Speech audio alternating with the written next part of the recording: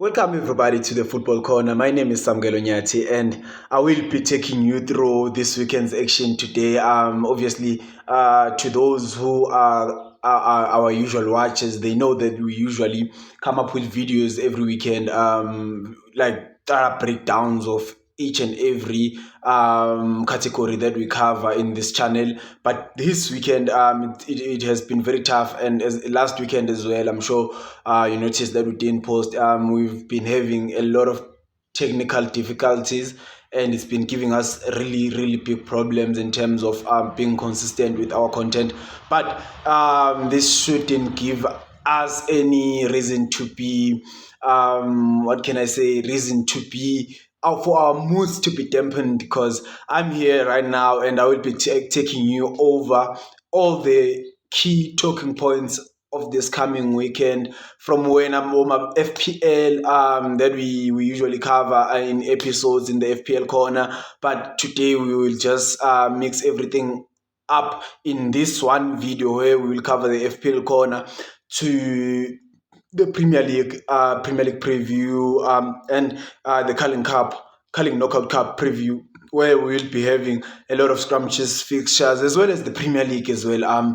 There are a lot of good fixtures that we will be seeing there. But just a little recap on what has been happening in football recently, more especially since we didn't have any content last week. Obviously, last weekend we had our major fixture, which was Arsenal Liverpool, ended 2-2 as Arsenal led twice and Liverpool came back twice. Mo Salah and Virgil van Dijk were the scorers for Liverpool, and for Arsenal it was a sensational Bukayo Saka goal, and another one from Mikel Merino, a header.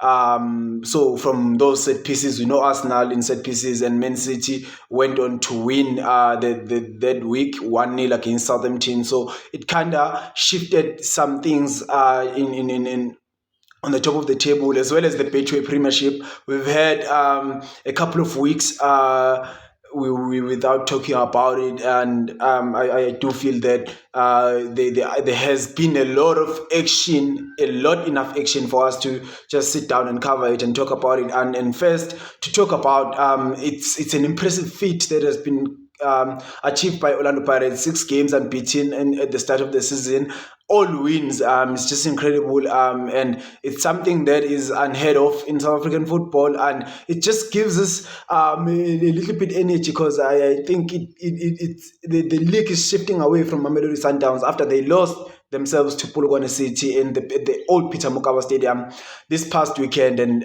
they did follow up that loss with an impressive 3-0 victory against Cape Town City, but that is just putting them 3 points below Orlando Pirates and Kaizer Chiefs. It hasn't been going well. They are cracking shots. Like currently, they are the team with the most shots on goal in the league with 5 games. They haven't impressed a lot in terms of winning, but in terms of their performances, they are just giving out good performances, which it's something nice to see for South African football, as obviously we know that Kaizer Chiefs is a big brand, and them being up there, it just increases the viewership of the whole Premiership. Obviously, we did see their most recent results in the league being a loss to Mamelodi Sundowns, a loss to SuperSport United, and a win, a draw against Magesi, the Giant Killers. So Magesi are not here to play, and they have proven themselves by knocking out Orlando Pirates in the Carling Knockout Cup, and again coming up to play against Kaizer Chiefs and playing that bravely. They were just obviously undone by the quality of Kaizer Chiefs, because once Sereno came in, all those players, the likes of Zwane, they kind of pushed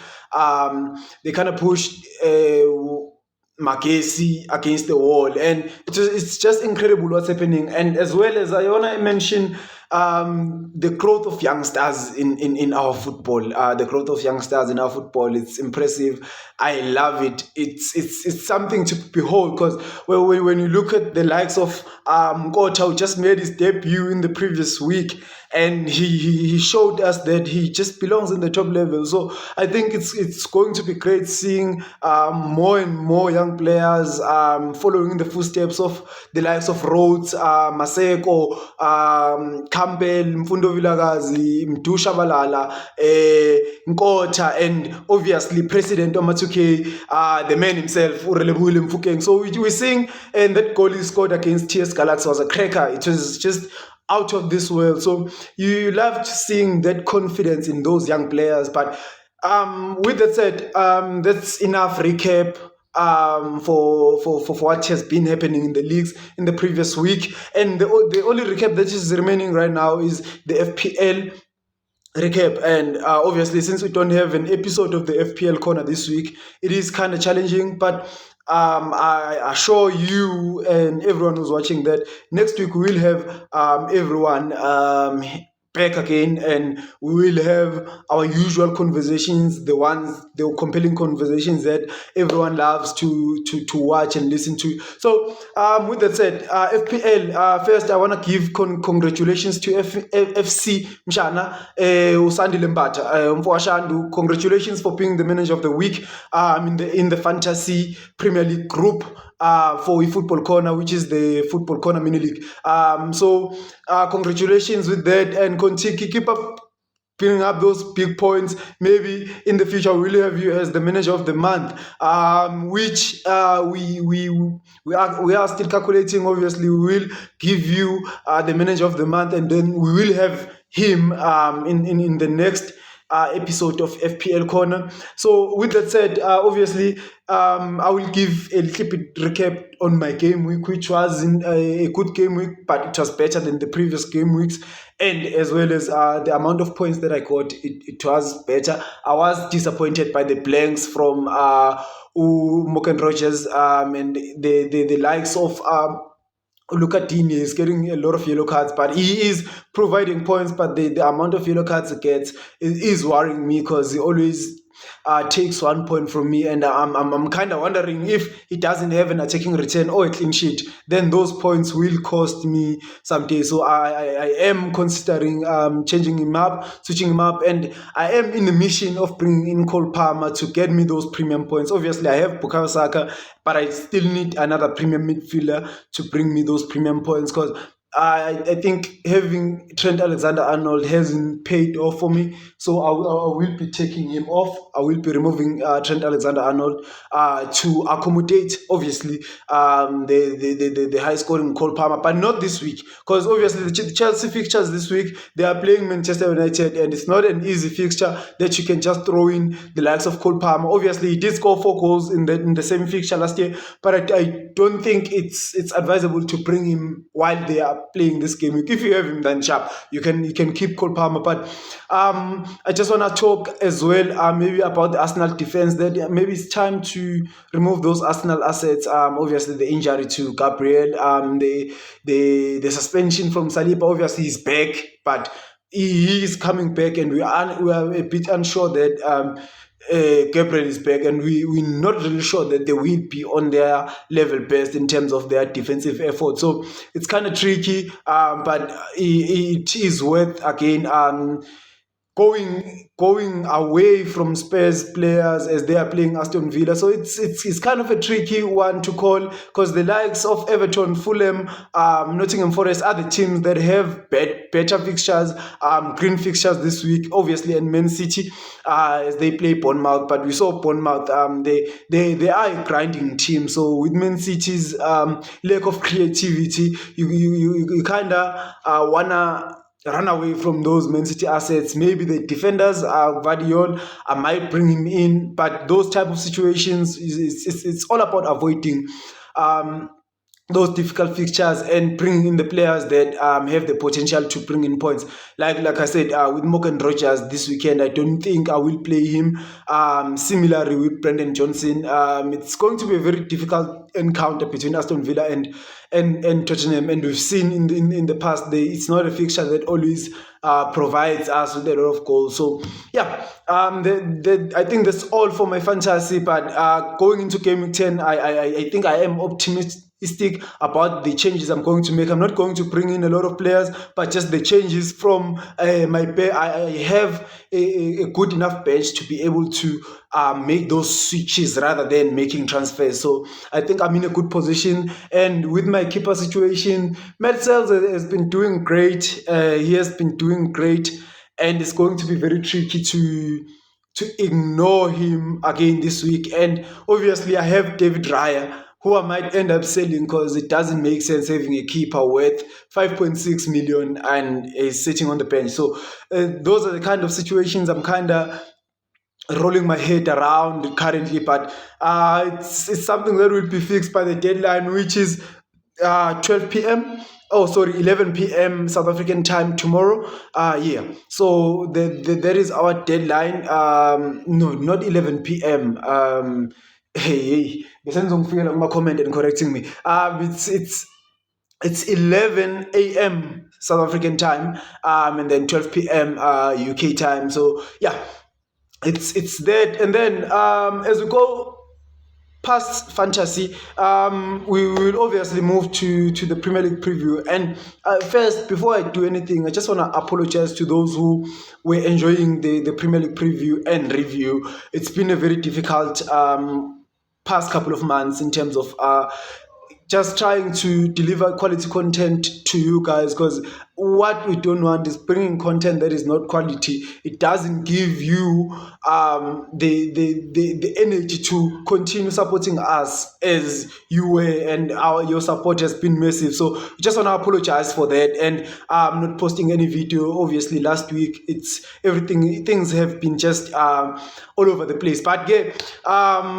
let's get to it. Our main fixture is a big one actually, between Manchester United and Chelsea. Like I said, Cole Palmer did score 4 goals in that fixture last year, so you will be looking at them and being like, I can do it again. I did it last year. But obviously Manchester United have just sacked a manager, Erik Ten Hag, which was a bit long overdue. But that penalty decision against West Ham, which was a controversial one and got people talking, was the reason that he was sacked. Because if it wasn't given and Dalo managed to score that chance where it was just him and the goalkeeper decided to miss, Erik Ten Hag will still have his job. But again, it's impressive how they just managed to come back and beat Leicester 5-2 in the midweek fixtures, Carabao Cup. So it does kind of give a bit of confidence in the likes of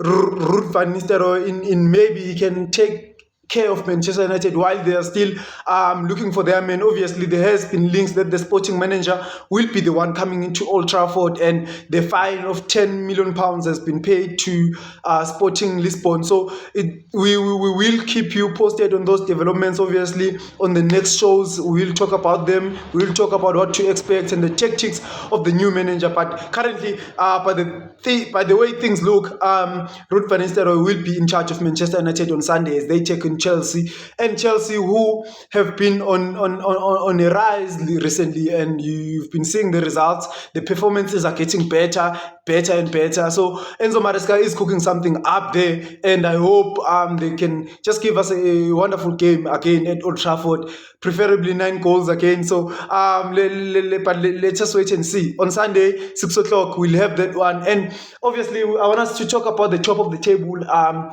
table fixtures. But before we do that, let us talk about this one actually. Aston Villa, Tottenham Hotspur. Like I said, it's not a fixture that has a history of providing a lot of goals, but both teams are in a good spirit right now. They are in good form. Unai Emery, Aston Villa is flying, number 1 in the Champions League, new format. And Tottenham as well, they haven't been convincing, but their performances, they just beat Man City in the Carabao Cup, knocking them out. So it's it's kind of a nice fixture, a kind of a battle of the mid. Nyana, obviously, Tottenham is a little bit lesser in terms of form and confidence than Aston Villa. So, this will say City Sobonio Zala Komoni, and Neslungu will say, I will see what cow it will give birth to. If it's either a male cow or a female cow, but we will see on Saturday, on Sunday, on the early kickoff. Going on Saturday, all three of the top three in the Premier League are playing. Arsenal on 18 points, Liverpool on 21 points, and Man City on 23 points. So all those three teams are playing on Saturday. Early kickoff, Arsenal versus Newcastle United. It's going to be a very crazy encounter. We know what happened the last time Arsenal visited St. James's Park, the controversial goal where Joe Willock passed the ball and it was out, and Mikel Arteta was infuriated by that, and then they came back to the Emirates, beat them 4-1. So it hasn't been a one-sided encounter, but we're looking at it and seeing that Newcastle might look at the result against Chelsea and say, hey, we just beat another London team. What about this one? Let us go for it. But we will see. It's going to be a nice encounter, and hopefully, Arsenal's defense will be back to their full strength, because Alexander Isak is back and he's banging the goals left, right, and center. So hopefully, Arsenal will be able to stop that. And if they can't, then Newcastle United will be able to move up the table and kind of disturb what is happening up there. So Eddie Howe has put his team very well, and I do believe that they can compete if they can just get in that string of results going, and they can do better. And then Man City and Liverpool do have slightly easy fixtures, but just ranking them in their difficulty. So the most difficult is Arsenal with Newcastle. Second difficulty is Liverpool playing against Brighton for the second time in a space of 4 days. So it's going to be very difficult. We know that lightning doesn't strike on the same place twice. SuperSport United were beaten 4-0 by Kaizer Chiefs, and then they came back, beat them 1-0. So it's going to be a kind of a tricky one for the young man Hessler. We'll see that what he will fix up in that game. Obviously, they've been playing beautiful football, and their man on form, Muteni Welbeck, will be there, and hopefully he'll put that stability in that Liverpool defense, and hopefully still a point for Brighton. But by the way it looks, and how they performed during the week, I think Liverpool are going to clinch this one, obviously. And then Man City playing the less difficult fixture against Bournemouth. Man City playing Bournemouth at home. Bournemouth is playing at home, actually, and they will be playing at the Vitality Stadium. So that one there is not a lot to talk about, but Man City just establishing a different kind of dominance currently in the Premier League. It's not the one that we've seen with them putting in like good performances in each and every game, overwhelming each and every opponent. But you kind of see the cracks in their game, but they're still winning. They're still managing to be on top, 2 points ahead of Liverpool and 4 points ahead of Arsenal at the top of the table. So it is an interesting dynamic that is happening there, and we will be there for the title race, and kind of hope that it will go well for the title challengers, because it's never nice to see one team winning the cup repeatedly unless you are a fan of the team. But with that said, we will move over to our action of the weekend here in South Africa, the Carling Knockout Cup. We will have a huge fixture at the FNP Stadium. We know how it went last time. There was a lot of controversy. There was an offside calls. The monitors being told, the coach is being told to take the monitors back to the changing room because they were creating their mini VAR. It was just a beautiful game to watch. But we will have a round 2.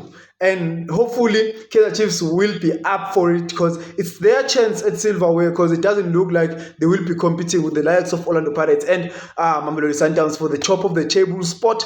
But Mamelodi Sundowns are not a pushover, and the problems that we're complaining about, obviously there's still a lot of background problems with the likes of Mkwena and whoever, but those problems haven't affected Mamelodi Sundowns ever since that MTN8 exit in the hands of Stellenbosch FC. So we will see quite a very good match. Ended 2-1 their last encounter to Mamelodi Sundowns. Kaizer Chiefs scored first, and they did look a better team, Kaizer Chiefs, in that match. So we will see how Kaizer Chiefs will set up at first, because their young boys, what they did in that match, yes, they didn't score a lot of goals, but the bravery from Fundo Vilakazi to be able to take up those shots, the skills. He was like, even if because that was just out of this world. But igama limile, Kaizer Chiefs versus Mamelodi Sundowns, FNP Stadium, go 6 o'clock on Saturday. Not sure if the time slot has been changed due maybe to the stadium being sold out again in this fixture. But yeah, the last time I checked, kickoff time was 16 o'clock. So we will see that one. It will be a beautiful encounter. It will be a crazy one. So we'll see. Obviously, I am kind of in my head. I do think Kaizer Chiefs will win this one. It's just a mini prediction that I will have for all the 4 fixtures that we are going to cover. Carling Cup. So Kaizer Chiefs will win this one 2-1. That's my prediction. Obviously, I do believe that in the previous game they did have an opportunity. They just didn't. It was just way too early for them to face Mamelodi Sundowns. But I think this time they will be better prepared, and it's a cup game. It should be approached in a different way, obviously. But I do believe Kaizer Chiefs will clinch this one 2-1 as we move over to Cape Town City and Richards Bay. Cape Town City, Richards Bay. Not much to talk about in this one. Obviously, they both lost their previous matches. With Cape Town City getting that hammering from Mamelodi Sundowns, 3-0. But it's going to be quite an interesting encounter, and I'm excited to see the likes of Young Rhodes, to see what they can do in that. In the starting 11, but obviously he's a very good boy and he plays quality football. So we'll see. We'll look to see what he will do and how we will do all those things. So that's also a reason to just look out for and be excited about. And then move over. Oh, before I move over, I have a prediction for this one. 1-1 draw. Penalties. It won't end in extra time. It's a 1-1 draw, penalties, and then Richards Bay will win in penalties, and they will win in penalties with a 4-2. So that's how it will go. Yeah.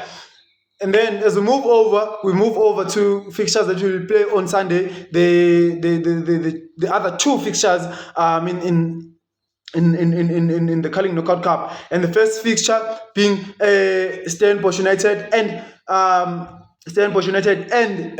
Marumo Gallants. So Marumo Gallants, Stellenbosch United. Obviously, we know they did play yesterday. Stellenbosch did win 1-0, but I saw something impressive and interesting in that Marumo Gallants team. They love playing football. They don't. Obviously, they have to put on more balls into the box, the crosses. I did feel that at some positions they needed to put in more men in the box, but they just want to come deep, all of them, and play the ball. Yes, it's nice when they do it to get into the final third, but I think when they are in the final third, they continue doing the same thing, which is, I feel it does limit them in terms of scoring goals. And I think Coach Ten Hag did mention it when they played against Chiefs, that they play very well, but when they get to the final third, they just don't know how to maneuver in those spaces. So it's the same thing. I feel I did feel that they could have put in more box in the box and tried to trouble Stephens in that Stellenbosch goal. But in terms of them playing football, they just don't lose the ball. It was the first time seeing Stellenbosch being overwhelmed so much. Obviously, they were missing Jaden Adams,